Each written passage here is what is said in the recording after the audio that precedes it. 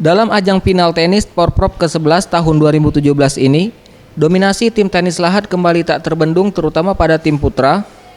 Menurut Nugra Ridwani, wakil manajer tim tenis Lahat, pada nomor beregu putra yang mempertemukan antara tim Lahat dan Musi Banyuasin, tim Lahat mampu menyelesaikan pertandingan langsung dengan skor 2-0.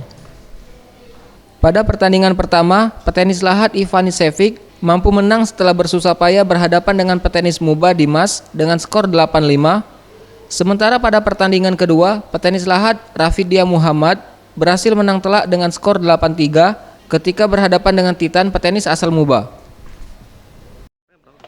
Skornya 8-5 untuk Lahat.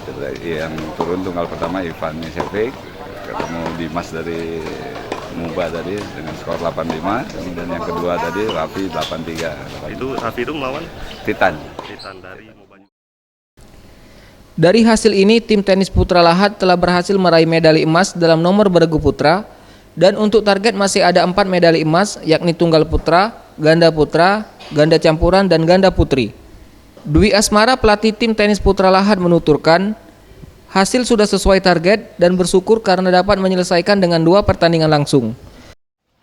Ya, alhamdulillah 2-0 langsung. Artinya tidak ada double buat partai ketiga. Ya. Itu udah cukup ya untuk medali Cukup, emas emangnya? sesuai target tentunya. Beban pasti ada, single pertama, single kedua, tapi alhamdulillah bisa ngelewatin. Tadi kesulitannya dari pertandingan terakhir gimana? Lawan ulet ya, mainnya ulet. Kita harus neken, kita yang harus neken. Ya, mainnya bagus. Anugrah Sandi Pratama, Sriwijaya TV.